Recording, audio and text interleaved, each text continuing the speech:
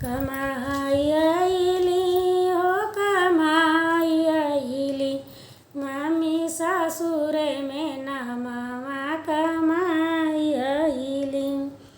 कमाई आईली हो कमाई आईली मम्मी ससुरे में ना मामा कमाई आईली।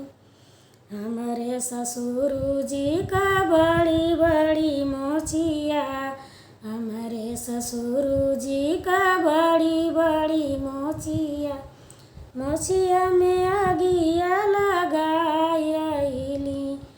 हे मम्मी मोचिया में आगिया लगाई आईली मम्मी ससुर जी का मोचिया उजारी आईली।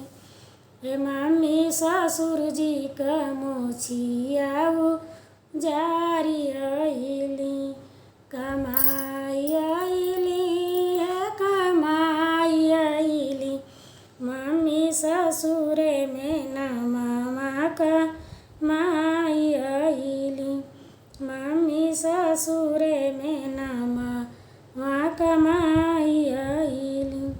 हमारी जे सासू मम्मी बहुत दुलारी, हमारी जे सासू मम्मी बहुत दुलारी। मचिया से गोड़ मम्मी कबो ना उतारी, मचिया से गोड़ मम्मी कबो ना उतारी। ओनहु के रकतन रोवाई आईली मम्मी, ओनहु के रकतन रोवाई आईली मम्मी ससुरे में ना मामा कमाई आईली। मम्मी ससुरे में ना मामा कमाई आईली।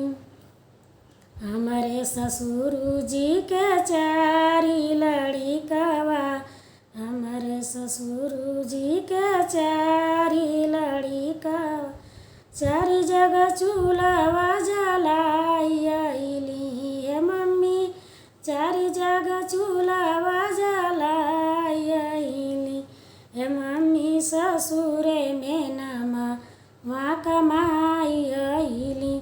हे मम्मी ससुरे में ना मामा कमाई आईली।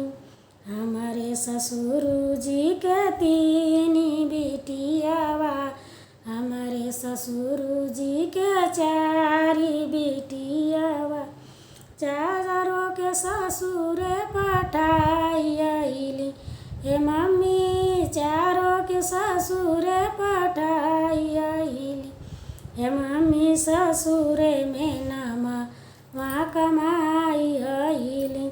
हे मम्मी ससुरे में ना मामा कमाई आईली।